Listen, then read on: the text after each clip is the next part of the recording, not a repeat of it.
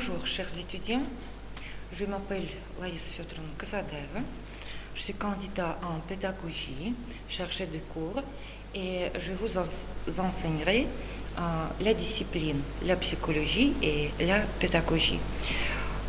Nous avons beaucoup de thèmes à examiner et aujourd'hui nous commençons par le premier thème. Vous voyez le titre de ce cours, l'objet d'étude de la psychologie. Il est très souvent que les étudiants me posent la question pourquoi est-ce que nous devons apprendre cette discipline, la psychologie et la pédagogie. Maintenant, je vais tâcher d'expliquer, de répondre à cette question. C'est-à-dire, je vais parler de la nécessité ou bien de l'importance de l'étude de la psychologie et de la pédagogie pour les étudiants de la médecine générale. Les connaissances dans les domaines de la psychologie et de la pédagogie vous aideront à former une idée complète sur les particularités personnelles d'une personne qui joue un rôle important dans la réussite de vos acquisitions et de vos exécutions des activités d'études et professionnelles.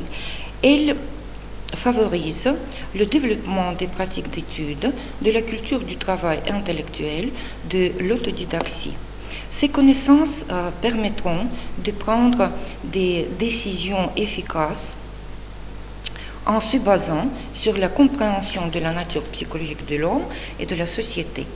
Comme le résultat de l'acquisition de cette discipline, la psychologie et la pédagogie, vous devez être prêt à faire des analyses logiques et augmenter, à prononcer des discours, à entamer les discussions et les polémiques, à exécuter des activités éducatives et pédagogiques, à coopérer et à résoudre des conflits, à manifester la tolérance.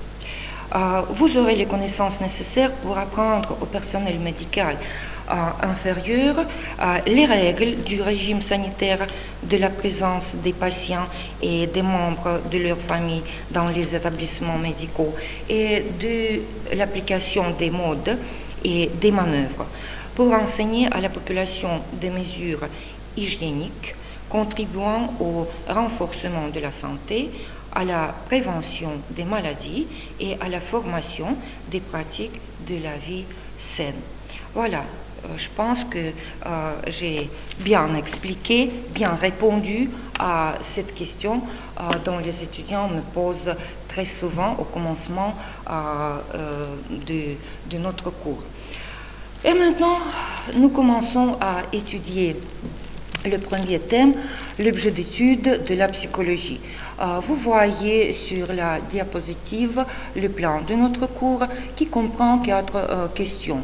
L'histoire de la psychologie, l'objet d'étude de la psychologie, les liens de la psychologie avec d'autres sciences et les branches de la psychologie.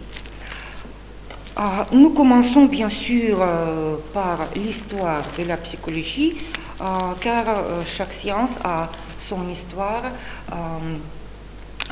c'est-à-dire le développement